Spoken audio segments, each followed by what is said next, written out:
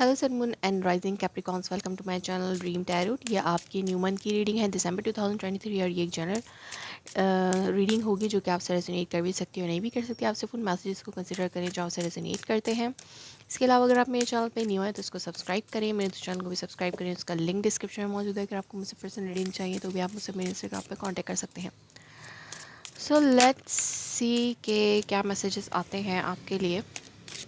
Please subscribe my channel.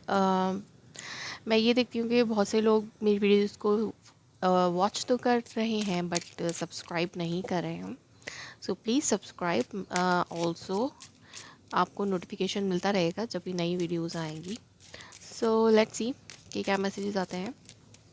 First week for Capricorn, second week for Capricorn for December 2023, third week for Capricorn December 2023, and fourth week for Capricorn for December 2023. Okay. Underneath आपके पास है S of wands and ten of pentacles.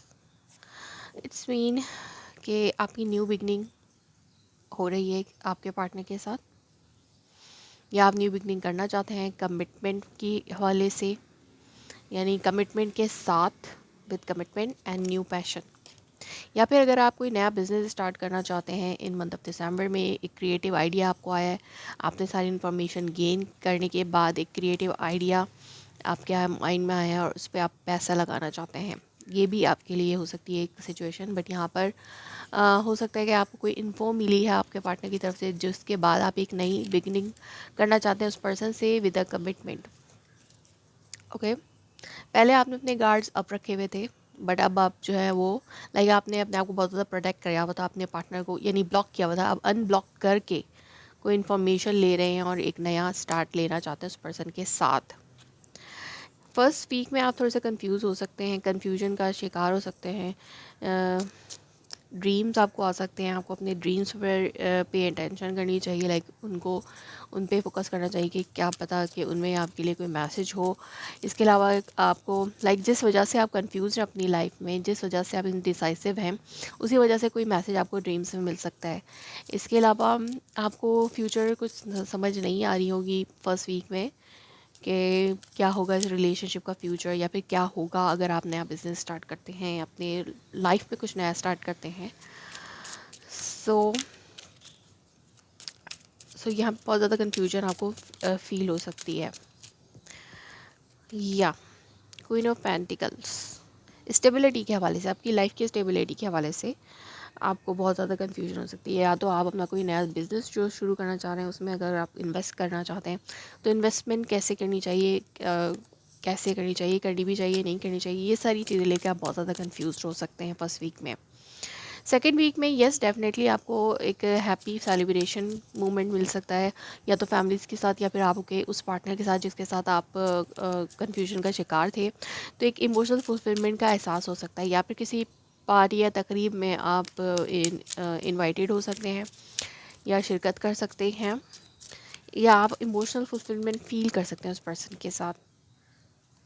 Yes, जिसका आपको इंतज़ार था, आपको इस confusion के बाद आपको ये फील हो सकता है कि वक्त करीब है, इस हैप्पीनेस का वक्त बहुत करीब है आपके लिए। ठीक है, अगर आप उस पर्सन से कांटेक्ट करते हैं, वैसे तो मुझे लगता है कि जो इन्फॉर्मेशन आपको गेन हो रही है उसके बाद आपको ये एहसास हो सकता है सेकेंड वीक में कि आपका उस पर्सन का रियूनियन पॉसिबल है, और या फिर मैरिज भी पॉसिबल है आपकी उसके साथ।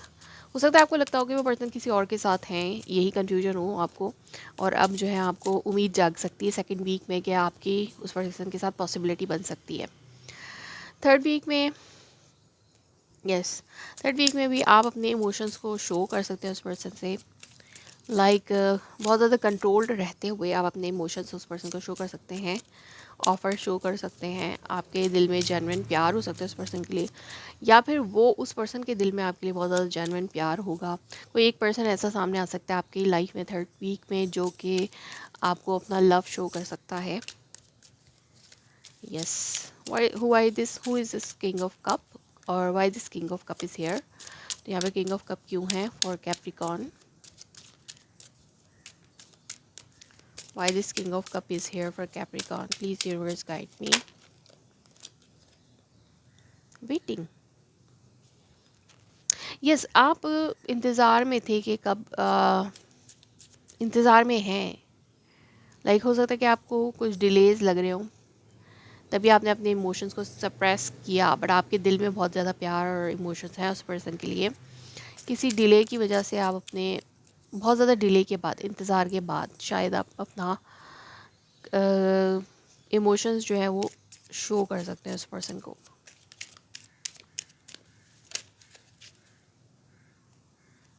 यस, मुझे लगता है कि कुछ टाइम लेंगे आप अपने इमोशंस को शो करने में, या कोई सोच समझ के फैसला करेंगे। हो सकता है उस वक्त तक आप अपने इमोशंस को कंट्रोल रखें। आप खुद डिले कर रहे हैं, कोई फैसला लेना चाह रहे हैं, दिखना चाह रहे हैं, और ज़्यादा देखना चाहते हैं उस पर्सन को।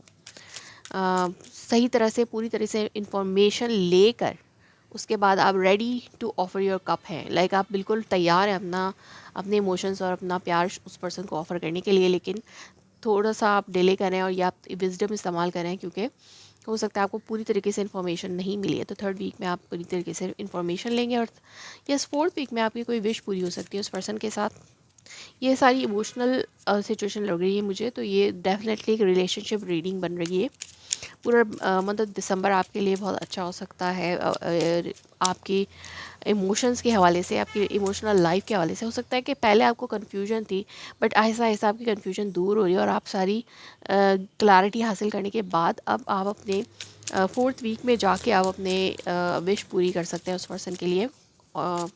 वाई दिस के nine of cup is here, तो डेफिनेटली उस पर्सन के साथ आप डेफिनेटली जिसको साथ बहुत आप एडमायर करते हैं, उस पर्सन को आप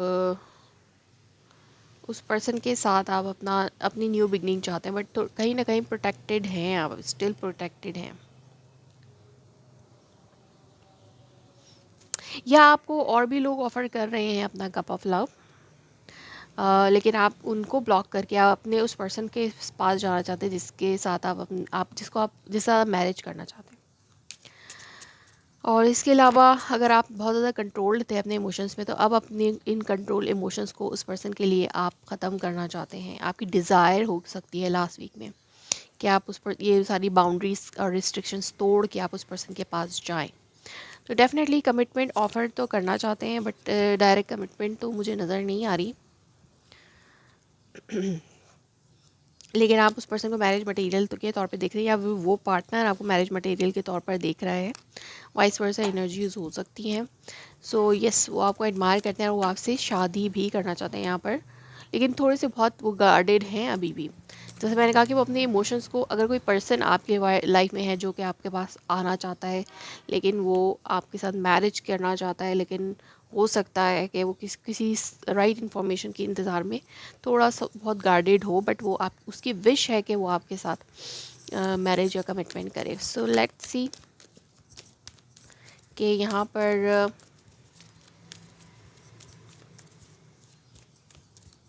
अगर आप लोग ऑलरेडी मैरिड हैं, तो आपकी मैरिड लाइफ में थोड़ी सी अगर कन्फ्यूजन चल रही थी, तो आपको होप जाग सकती है कि आपकी मैरिड लाइफ जो है उस पर खुशियाँ वापस आ रही हैं।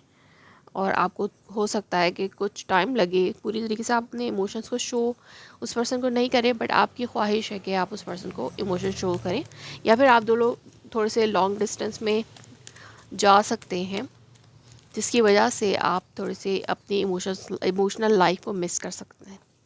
ओके, ज़रूरी नहीं कि कोई कॉन्फ्लिक्ट हो। सो लेट्स सी कि यहाँ पर आपके लिए एडवाइजेस क्या है from this oracle deck, romance angel oracle deck. Advises क्या है फॉर कैप्रिकॉर्न?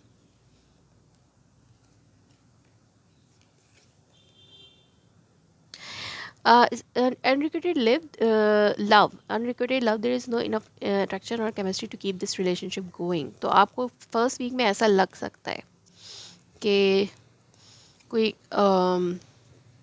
अनरिक्विटेड लव है ये आपके लिए, बट आपको ये भी कहा जा रहा है कि stay optimistic from your for about your love life, positive thinking and faith will bring you romance together. तो यहाँ पर हो सकता है कि कुछ लोगों के लिए ब्रेकअप सिचुएशन बनी हो और आपको लगे कि ये रिलेशनशिप नहीं चल सकता, तो किसी नए रिलेशनशिप के लिए आप बहुत ज़्यादा होपफुल रहना चाहिए। मुझे लगता है कि आप अब मैरिज मटेरियल ढूंढेंगे अपनी लाइफ में। अगर आप किसी ओल्ड रिलेशनशिप को क्विट करते हैं, आपको लगता है कि ये आपके लिए नहीं है ये रिलेशनशिप, तो अब आपको स्टे ऑप्टिमिस्टिक रहना, और आपको ऐसा भी लगता होगा कि आपको कोई और नहीं मिलेगा, तो ये इस तरह की थॉट्स को आपको अपने माइंड में नहीं लाना है। आपको ऑप्टिमिस्टिक रहना है, पॉजिटिव रहना है।